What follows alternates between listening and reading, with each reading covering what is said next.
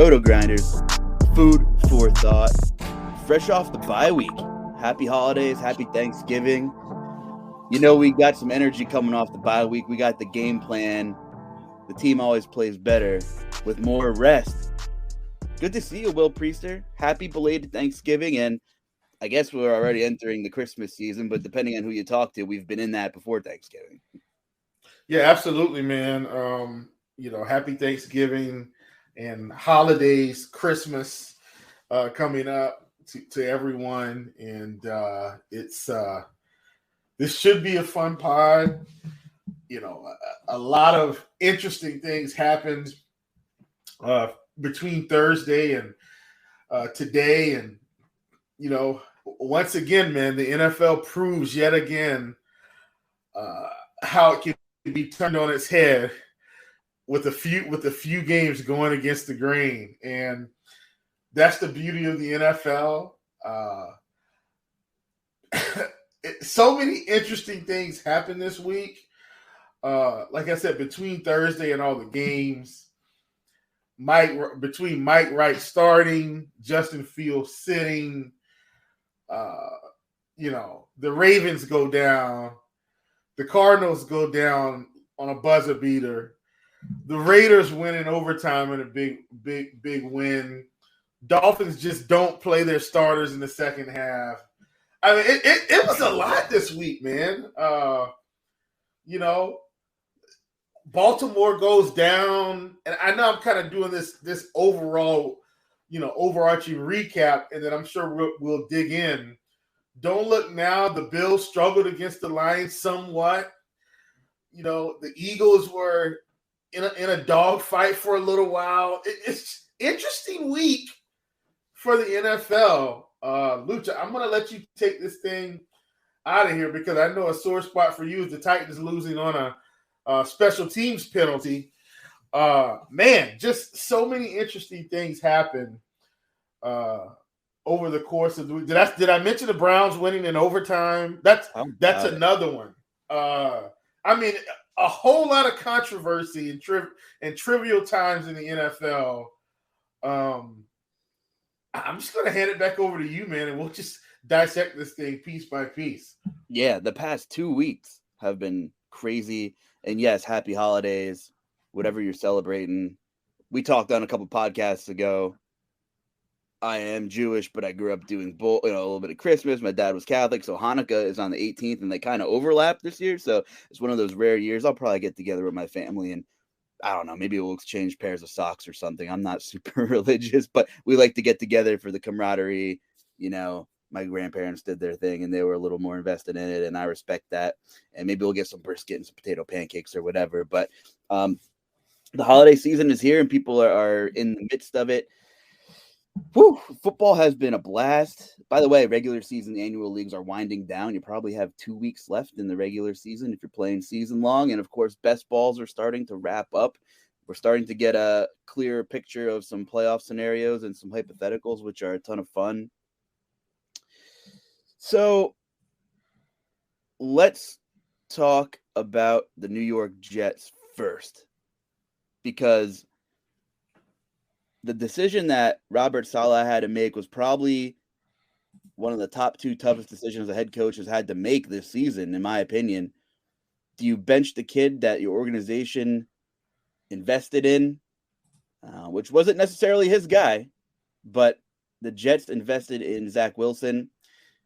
Chief and I, you and I, we've been talking about the talent that this Jets roster has.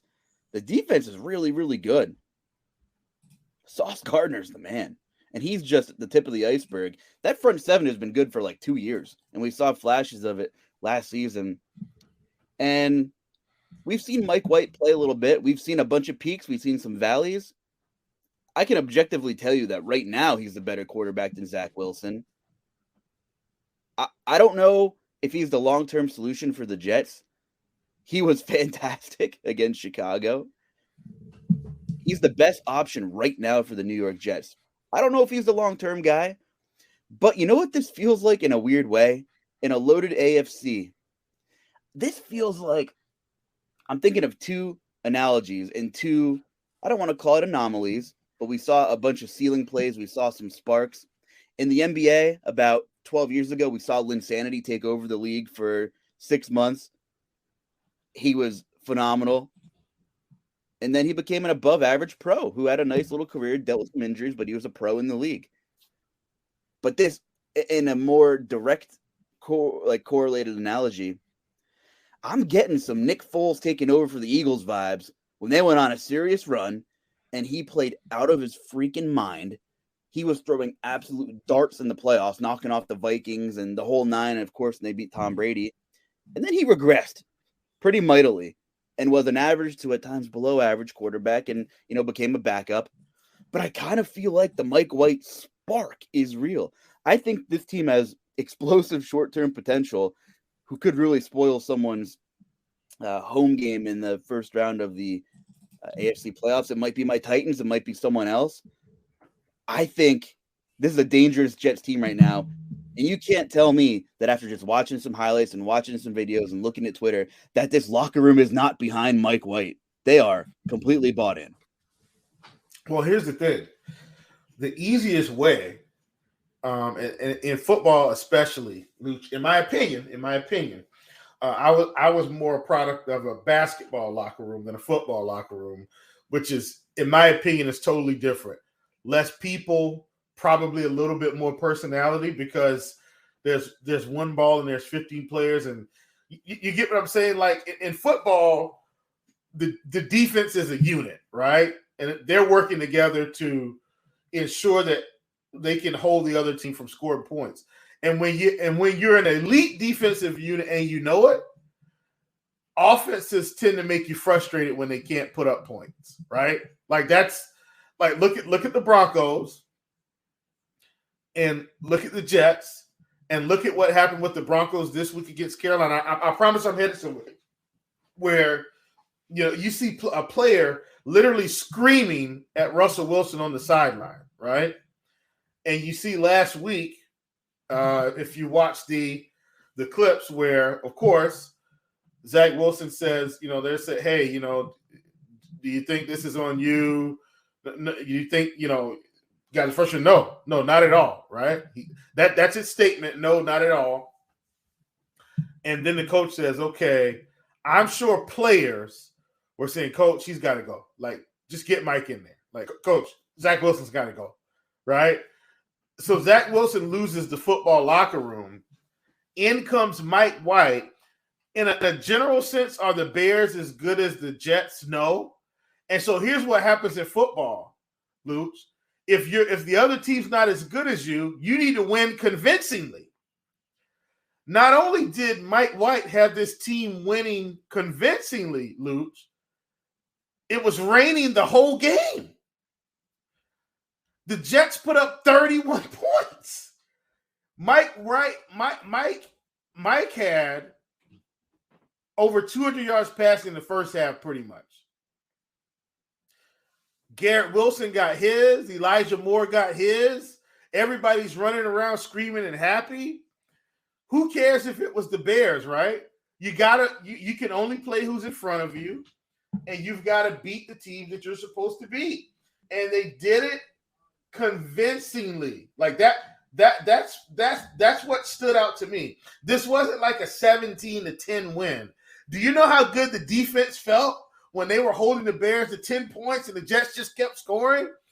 They had the juice, right? They were excited. They sustained their drives. Finally. Yeah. They were able to breathe. They were able to breathe. I mean, when the defense gets to sit on the sideline and actually watch the offense have some explosiveness and some excitement, they're more rested and they're having more fun as a team. I can tell you nobody felt better than Robert Saleh after that game, because if that game went poorly, if they got blown out or didn't score an offensive touchdown, could you imagine the New York media after that one? Oh, man. Here's the thing. Here's what I'm looking forward to. Believe it or not, I actually want to watch the Jets play this week. And here's why. They get to play the Minnesota Vikings on the road. Even if they lose, Luuch, if the score is like 28-24, I don't think anybody's going to have any complaints. Do you get what I'm saying? Like, And if they win, my goodness, it's going to be Mike Wright season. And I think he's the quarterback for the rest of the season anyway. But if they win this game on the road in Minnesota, it's going to be exciting times in the Jets locker room. I can tell you that right now. Did you organically nickname him Mike White? Mike Wright? Mike White is right. Mike White is right. He is right. I like it. You know what? And I had their schedule pulled up, and I think I'll be able to segue this thing pretty nicely because coming off the bye week, my ADD is lessened. I'm a little fresh right now. But you look at their schedule, they don't play any tough defenses except Buffalo. Minnesota can't stop the pass. At Buffalo is the one I'm looking at. They got Tre'Davious White back for the first time this season last week. So big win for the Bills getting White. Another guy named White. This is the Mike White, Tre'Davious White podcast, I suppose. But big win for him. Top corner in the league, first time playing football in the year. Detroit, Jacksonville, Seattle, and then at Miami. We know Miami can put up points. Their defense is okay. But that last game of the season against Miami could really dictate some playoff positioning, and we won't really know the postseason layout until that game is solidified, most likely. So favorable schedule for Mike White to not stink is what I'm saying. So no matter what, I don't think he'll look like the all-time wrong answer. I think he should go into next season with a chance to compete at least. No. Listen, if they go to the playoffs and win a playoff game, he's coming in the next season as the starter. Unless they go out and hear what I'm saying, not what I'm not saying, like trade and get like an upper echelon quarterback, Aaron Rodgers. No. Oh, there was rumors with Aaron Rodgers linked to No. NIJ. And that's not and let me clear that up. That's not an indictment on Aaron Rodgers. I just don't think he's leaving. He's owed too much money. I understand. Yeah, I mean, no need to tie up all that money in an old, deteriorating quarterback. I agree. But it's out there. It's out but there. I'm saying if Mike has them winning, they don't have to pay him nearly as much money as they've got to pay somebody else. You know what I'm saying? Like they could have a gem on their hands. Like, is he going to end up being the best quarterback in New York? Not Buffalo. Not Buffalo. I don't want anybody. I know Buffalo's in New York. I'm saying between the Giants and the Jets. I mean, to me, he looks better than Danny Dimes right now. Danny Dimes has got wheels and he's got mobility. But Mike White looks more like a quarterback. Mike White is right. Yeah. Okay. Here's my next segue. And this is going to be a long week in review because there's so much to tie in. Multiple weeks in review. We just saw the Eagles and the Packers play primetime Sunday night football. Previous to that, now we can talk about both these teams. Prior to that, our last podcast that we did, or maybe it wasn't, I don't know, 2 podcasts ago, we looked at the Eagles' upcoming schedule. We said, when the hell are they going to lose? I circled the Indy game because they could run the ball. Sure as hell, Jeff Saturday, former all-pro offensive lineman, comes in, and they realize, hey, we can still run the snot out of the football with Jonathan Taylor. And the Colts are in the chase again. The AFC is pretty loaded, and they have some ground to make up. But they're, look now, they're a 500 football team again, and the national media will absolutely eat it up in a week or two if they get another win against Pittsburgh. But Indianapolis brought the Eagles right down to the wire, and the Eagles did what good football teams do, and they won the football game. But they lost against the Commanders, who were hotter than hell. Another quarterback change. And Ron Rivera had to make another pretty brutal decision and say, even if Carson Wentz is healthy, Heineke's the guy. And the Commanders, look at that NFC East. So I'm tying together a couple different things here. The decision for Heineke, who the entire locker room is fully behind no matter what happens. And the fact that the Eagles keep winning football games, but we saw where they can be exploited in the run game. The Packers, if they did anything really well, was run the football against Philadelphia. Jordan Davis is slated to come back against King Henry next week. So that is a much welcome sight for Philadelphia. So a lot of things I'm tying together here. We're starting to see a pretty picture here, but we'll start with the Philadelphia Eagles, and they just keep winning football games, Chief. So where do you power rank the Eagles now, and what have you saw out of them the last couple of weeks? So here's the thing. The Eagles keep winning. And that's the NFL, right? Like, how many of these weird games can you win enough to put yourself in a position to, one, have home field advantage? So even as of right now, Philly's beating the Cowboys, right? So it doesn't matter how we feel about them. If they keep winning, all roads go through Philly, right? Like that's basically how this thing is set up. And do you think Philly has enough juice to continue to beat teams? Well, here's what I've seen the past 2 weeks, Luuch, that I think we did see in the prior couple weeks. Don't look now. Hurts is starting to run the football a lot more than he was the past couple weeks. And so what that's translating to, in my opinion, is more points on the board. And so I think that until the defense catches up, do I think the defense will catch up? I think at some point they're going to be able to get pressure again. But as we've talked about, like, their linebackers are never elite. And they've lost Gardner Johnson for a while. So they've got to figure out how they're going to make the defense reasonable, or I think productive, while they've got some of these kind of injuries that are holding them back, I think. And I think that's what's happened past 2 weeks. Like, they do have some injuries that, quite frankly, are holding them back in their secondary. But, the offense is going to have to put up points now, right? They can't score 17, 20 points. I think this offense has got to score 24 to 28 points to continue to win games. And I think they can do that. And as we've seen the past couple weeks, Jalen Hurts' legs they're starting to carry the team here a little bit. Get them, put them in some favorable down and distance situations. Or, like as we saw last night, I mean, he picked up a 3rd and 6 with a quarterback draw. Like, 3rd and 6. He just picked it up with his legs. So to answer your question, until Philly loses again, I think all roads go through Philly no matter what. Now, and that's my read on it. They're still East. They're still leading the NFC. And until they lose again, I can't legitimately say anything other than that. Yeah. Jalen Hurts is a beast. They essentially have a 2-game lead right now for the number 1 seed because they have the tiebreaker with the Vikings. At some point of this season, Nick Sirianni is going to have to look at Jalen Hurts. If the Eagles are keeping pace and it's like week 16, 17, hey, bud, we need you in the pocket. For the love of God, stay healthy. We just, at some point, if it's the end of the season and the games are like semi-meaningful but not as crucial, we might see some injury management. Even if the guys are still playing, we might see Jalen Hurts uncharacteristically not run the ball as much, kind of thing, because we already saw that. Being healthy at the right damn time. Sometimes timing is everything. Dallas Goedert's gonna have to get back up to speed. They haven't had him. He is such a great security blanket for Jalen Hurts. Jordan Davis coming back defensively. He was a big blow. A young guy making a huge impact defensively. The Eagles have a great pass rush. The linebackers are their Achilles heel. And the secondary is pretty damn good if Slave's healthy.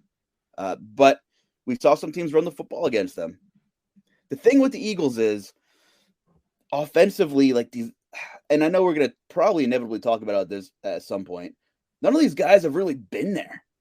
Been in the grind, in the playoff atmosphere. It's fantastic to be at home. Like, being at home takes a lot less pressure off you, obviously. A.J. Brown's the guy who's been there the most. Of course, you got some of these offensive linemen. They're going to have to be the leaders in the situation. Lane Johnson, a couple other guys up front that have been there and have won.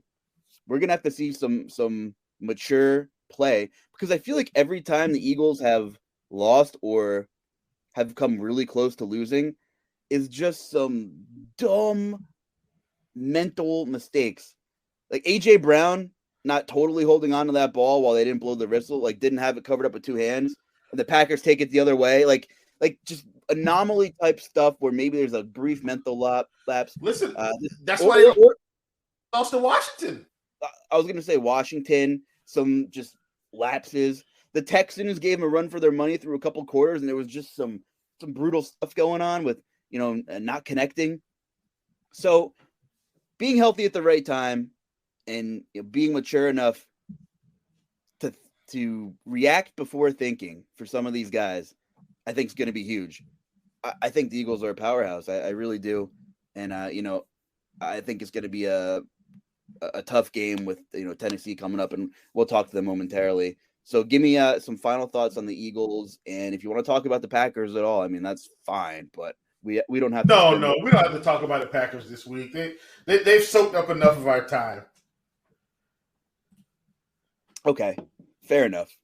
Eagles looking mighty good. Tennessee and the Bengals were the only teams playing, at least in the 1 o'clock window, with winning records against each other. I didn't look at all the records throughout the entire week, but it was a really competitive game, fairly low scoring. The Bengals just have Tennessee's number right now. That's all I can say. And 20-16 ball game, Chief. Tennessee couldn't establish the run. My takeaway I was shocked. I was shocked. Derrick Henry only had 30-something yards rushing. I mean, it was some. I mean, literally that I was shocked. How good though? And I don't come on this podcast and give Ryan Tannehill props, but he looked very good against Green Bay, who I know this is the furthest thing from a Green Bay podcast, but their pass defense is pretty good. Derrick Henry wasn't great in that game either. He didn't have 100 yards. He killed a bunch of my SGPs. You go against Cincinnati, and Tannehill looked pretty good. Didn't make any mistakes. Traylon Burks is alive, Chief, and got a big pass late too. Yep. The bottom line is the Bengals were the better team. Tennessee was 0 for 4 in the red zone in terms of scoring touchdowns, and you're not going to win many football games when offenses come hard to come by.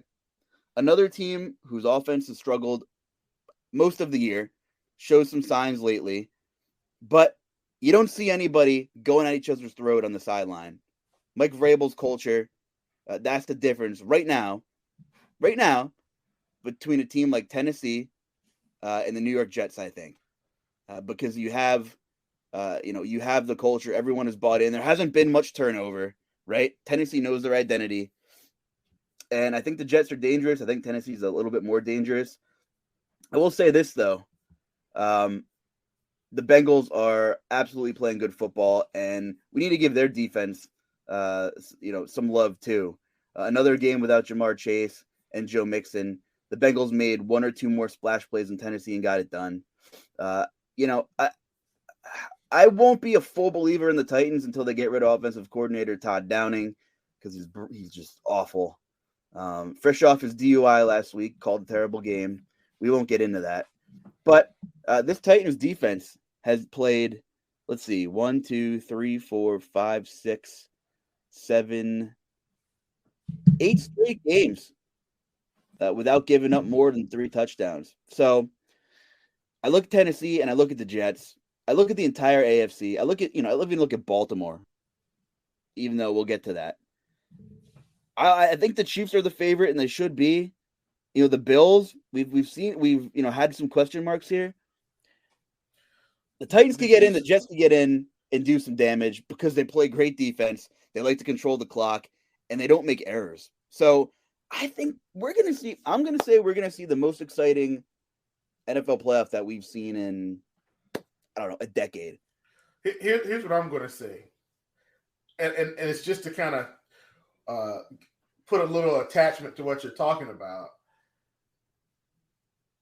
I think right now, if I had to pick the best 2 teams in the AFC in terms of overall performances for the past 5 weeks, it's Kansas City and it's Miami, and it's not close. Like those are the top 2 teams. It's those 2 teams. Like, listen, man. So here's my thing. I can't stress enough how crucial it is that Miami barely played their starters in the second. They basically had another bye week, is what happened. Like, if you think about it, Luke, they played in the first half. Tua had about 300 passes in the first half, almost, right? And he just he really kind of doesn't play. Jeff Wilson, doesn't get it done for us in the props department last week. Legs locked up on him. Went to the locker room, came back. Had a couple carries, but he didn't play a lot. Like, this team is going to be fresh for their next game coming up. It's. And look, they didn't care. Like, Houston was kind of mounting this comeback, a mini comeback against some of the backups. The coach didn't care. He's like, look, I'm not playing my starters anymore today. You guys do what you want to do. You're not going to win this game. Like, big swagger move by the coach to just pull your starters in the third quarter. Like, huge. To say, no, we're not going to allow anything crazy to happen to our players in a game. Because here's what he told his team, basically, when he did that. We're going to win this game. I'm not even worried. You guys, we've already got this game under control. Kudos to the coach for not being afraid to pull these guys, knowing that, guess what? Next week, we got to play the 49ers in San Francisco. Like, what a call by the coach, man. I can't stress enough. That's a great segue, because we're going to have to tie in some look aheads with some, reviews here. This is the stretch I've been waiting for. The West Coast trip for Miami, at San Francisco, at Chargers, coming home for the Bills. This is where we're going to really see what Miami's made out of. And if they go through this and win 2 out of 3 games at minimum, you better get your futures in right now while they're still reasonable. We've already, and listen, we got ours in 2 weeks ago. I got to think the odds have changed some. Because we got them at what, plus 700, plus 800. Like, we got it at good plus money. We're getting close. So I'm excited. I'm excited to see Mike McDaniel, Tua, those shiny new cars out there, Jalen Waddle, Tyreek. I'm excited for this 3-game stretch, man. We're going to see some fantastic football. We're going to see what Miami can really do across the country and then coming home for the Bills. I'm so pumped for this for them. On the flip side, this is the game, though. To me, this is the game because you're going to see 2 offenses that are going to play about the same. It's which defense is going to get it done. Yeah, now San Fran, don't look now. Here we go. Shiny new toy and Christian McCaffrey. The offense is healthy. The defense has been playing phenomenally well. So, yeah. They won yesterday 13-10, and they didn't even have to blow the top off their offense yesterday. Like, it's they shut out. Excuse me. I said 13-10. I meant 13-0. Not 10, 13-0. In a national football game, I know Andy Dalton's the quarterback. Don't get me wrong. Saints aren't good. Don't get me wrong. Should the 49ers probably have scored more points? Absolutely. But the defense still held these guys at 0 points. Takeaways. In a national football game. They're forcing Alvin Kamara to fumble. That doesn't happen. Like, multiple takeaways. These guys are beasts. I love that Niners defense. D'Amico Ryans. Someone make this man a head coach. Somebody hire this guy. Yeah. Give him a shot. And you know what? If he's more suited to be a coordinator the rest of his career, so be it. Someone will take him in a heartbeat, like we talked about. Absolutely. Give him a shot to lead the team. Look at Dan Quinn. The Cowboys picked up Dan Quinn, and suddenly this defense is flying around. Now, they probably got to fix some of their run defense, but guess what?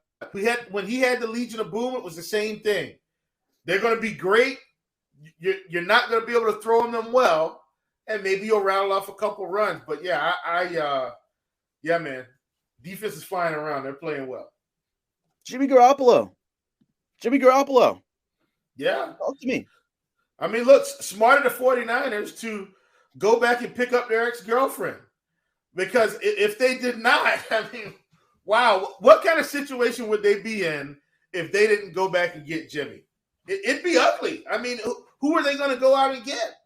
Seriously. Like, and look, I think it's interesting to see, like, yeah, Trey Lance was there. I know he got hurt. But I think Jimmy's going to have this team in a better position than Trey Lance would have had this team in.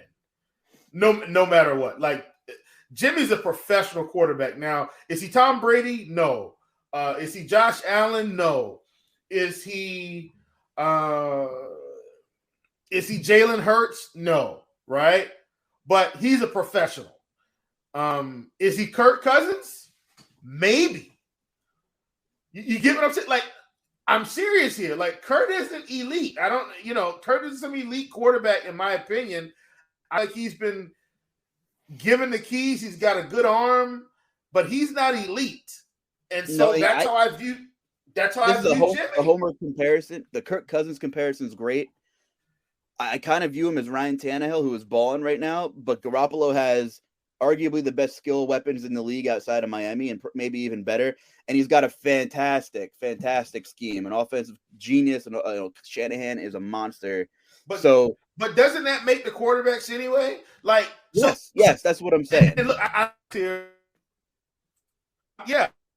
got a reference for scheme. So we look at Fields, and he looks like the worst draft pick ever until they changed the scheme. They changed the scheme, changed the play calling, and then suddenly he looks like the best draft pick out of that draft and went too late, which was true anyway. But my point is, when coaches quit trying to put their scheme on the quarterback and have a scheme for the quarterback rather than their scheme and try to fit them in, the success typically follows. And then you can give them pieces, right, of what you're trying to do as they progress better in the league. Now, does Justin Fields have an injury? Yes. Is part of that because, probably he's been running around a little bit too much? Yes. But does the offense look better when he's out in space? Yes. It's so scheme is everything, man. And you end up in the right scheme, and it can change your career. Look at that Tannehill. I know Arthur Smith has taken a lot of criticism with Kyle Pitts and everything, but look at that Titans offense when Arthur Smith was the OC. I mean, you see a world of difference, If the Titans scored 24 points a game this year, they'd be 9-1. San Fran is my favorite team to spoil the Eagles or the Vikings, miraculous starts to the season. Not miraculous, but just historic, honestly. It's been a long time since Philly and Minnesota both were playing this breed of football and have sported the records they've had, over 2/3 of the way through the season. San Fran is suddenly just outside of 6-1 to win the Super Bowl now. So you're not going to get a ton of value there anymore. But, with Miami, with the Jets, and maybe even Tennessee at 35-1, if you believe in defense and Derrick Henry, those are maybe your value spots right now.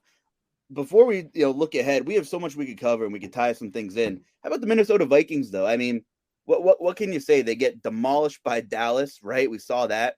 They have to come back and play on prime time against Thanksgiving.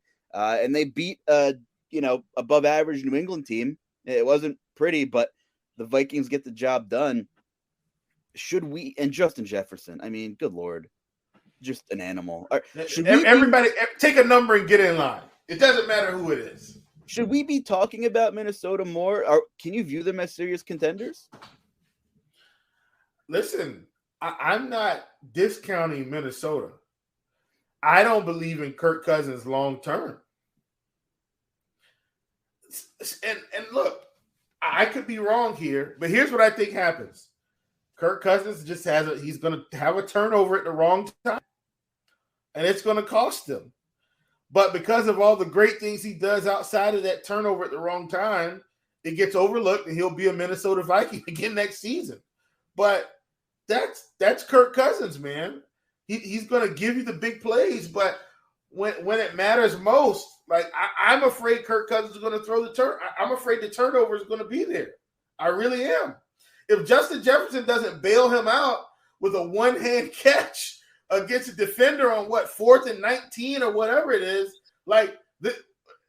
they've already lost another game.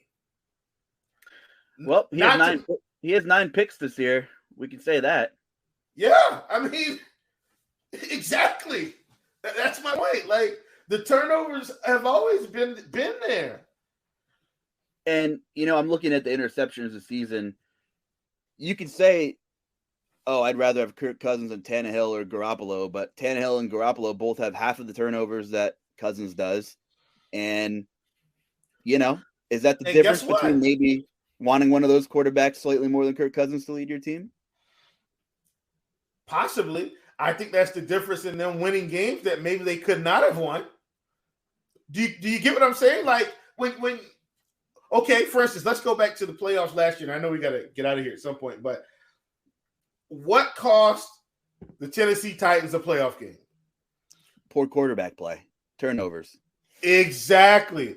Imagine if Ryan Tannehill just played how he did during the regular season. Just don't turn the ball over. We might be having a totally different discussion about last year's playoffs. The Titans could have lived with that 100 yards he threw for, but he threw 3 interceptions. First play of the game, and then when the game was almost wrapped up in the fourth quarter. So you're absolutely right. That's what I'm saying. Yeah. It's hard to buy in, but so we didn't really get to talk about the Ravens collapsing to the Jaguars, but so Baltimore's hosting Denver. And what's going on with the Ravens? I mean, Justin Tucker, best kicker on the planet, almost hit almost a 70-yarder. I mean, look, Justin's still the best kicker in the league, period. Baltimore's a strange team to handicap and figure out at this point. Well, here's the thing, though. Are we blaming this on Lamar, or are we going to blame it on the defense? The Ravens scored 27 points on the road. Like, they scored 27 points. They were up in that game. The defense has got to stop the Jaguars. Like that, bottom line. You know what I mean? Like, you know, did Lamar miss some throws yesterday? Absolutely. Like, he missed one. I think it was I think DeMarcus was running up the field and wide open. He just missed. I think that's who it was. But even still, this offense put up 27 points, and they let Trevor Lawrence just come back and pick them apart late. You can't do that. The defense has got to play better. Tough one. Tough season for the Bills. They choked a couple of crazy games away in the fourth quarters of, the first quarter of the season. And we could be having a totally different discussion about Baltimore. They could be fighting for the 1 seed, if they didn't piss a couple of those games away early on. So let's run down a couple big games and we can talk about real quickly, what your thoughts are on them. Washington and the New York Football Giants, suddenly a huge game. Vegas has the Commanders as 1.5 point road favorites. Who do you like in this game?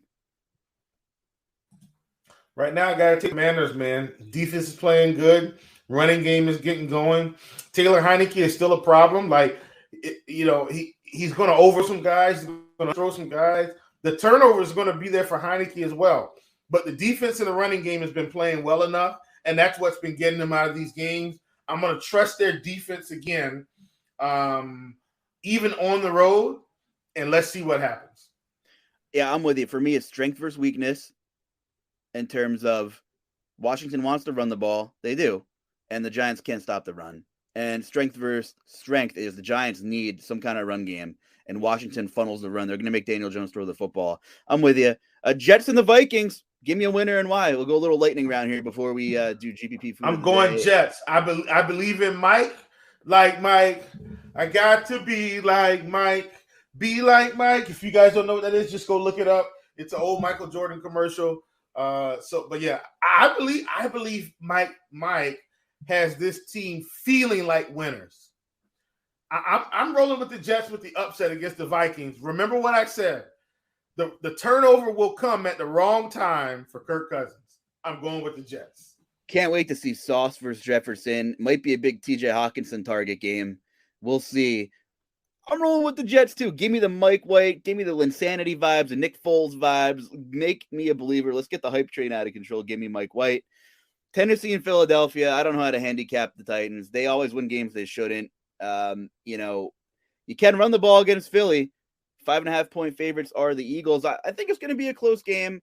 Listen, you know me. I'm a Titans fan. I still think Eagles win 2017. I like that call. I think Eagles win on a late drive. That's my read on this game. Eagles on a late drive.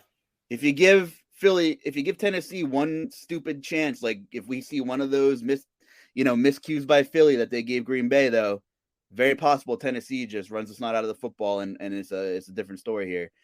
A.J. Brown's been circling this game for a while. Very good possibility he hangs like a 150 and 2 touchdown game against Tennessee. It'd be nice if he did go ahead and complete my season long over 100-yard games this season. He's been MIA for a while, so Yeah, I took him over 2.5. He's at 2. Almost had 3. One of the games was at like 94, 95. I'm like, man, just get one more pass, but they had the game in control. Miami 3.5-point road dogs at San Francisco. Big one in the late 4 o'clock window. Let me hear it. Give me the Miami Dolphins. I'm a believer. I'm a believer in Tua. I'm a believer in the swag of the team. I'm a believer in the coaching staff. I'm a believer in Tyreek Hill. I'm a believer in Jalen Waddle. Nothing puts more pressure on a defense outside than speed. I don't care how good this defense has been. There isn't a speed demon team in the league that's close to Waddle and Tyreek. I like what we're seeing here. Give me the Dolphins upset at 4 o'clock. I think Vegas got it right. I'm buying into both, but I'm a little bit more of a believer in San Fran at home. I think they're going to hit Miami in the mouth just a little bit more. Give me 24-21 San Fran. Make me a believer, Tua. I will buy in with this road win. One more game here, then we'll do GPP food of the day and story time and get out of here, Chief. Kansas City at Cincinnati. 425. Love this one. Love this one. A little bit of a rematch for Kansas City. The Bengals are humming even without Jamar Chase. I think he'll be back that game is my best guess. We could see Cincinnati with their skill guys back here. Who do you like in this game? Is the Chiefs defense good enough to take them all the way this year, by the way? Are they? Yeah, I'm going with the Chiefs, man. Like they're the best. Chiefs and Dolphins. I said it. I feel like they're the best 2 teams in the AFC. I think the Chiefs are going to – I think they pull this game off easily. This defense is not going to slow down Patrick Mahomes. I think they give it to Patty Mahomes with about 3 minutes left in the fourth quarter, and game is over. Yeah, I think it's pretty close, but I like the Chiefs. They have a run game. They're committing to running the ball for the first time in quite some time. Pacheco looks really good. Jerick McKinnon kind of has his little gadgety flow, a little receiving back action out of there. Edwards-Helaire is out of the picture finally. We don't got to worry about getting him involved. Clearly, he's not the guy. Juju's back healthy. But these other guys, the quote-unquote collection of guys that this organization has brought in to help put a Band-Aid over the absence of Tyreek have been great. Valdez-Scantling was great last week. You can give him that. If you give Pat Mahomes that, we're good. And Sky Moore is really starting to step up. So, yeah, you absolutely love to see that. Give me the Chiefs. You got anything for GPP food of the day or story time before we get out of here, Chief? Listen, man, my GPP food of the day, my mother-in-law cooked me a really good sweet potato pie. Shout out to Mom Murray. Love her so much. And it's exceptional. I could taste the blend of vanilla, cinnamon. Oh, it was so good. Sweet potato pie for the win, my friend. I was in beautiful Siesta Key, Florida for the holidays, and I love going to the daiquiri deck on Siesta Key. Great, strong, frozen drinks, great wings. Best wings in Siesta Key at the daiquiri deck, believe it or not.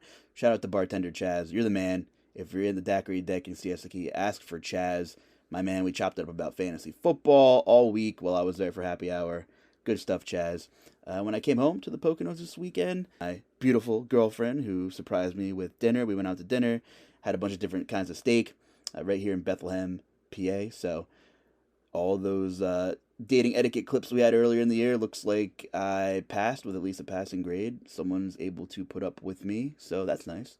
Anyway, I'm thankful for her. Shout out to you, Taylor. Thank you. It's been good chatting with you, my friend. Where can the people find you on Twitter? At Chief Justice 06 on Twitter.com. Check me out at the J Carlucci. We will catch you next week. Can't wait to see what unravels this coming week in NFL football. A lot of big games. It's going to be exciting. So for the Chief, Will Priester, I'm the Luuch, Justin Carlucci. Have a good week and good luck, everybody.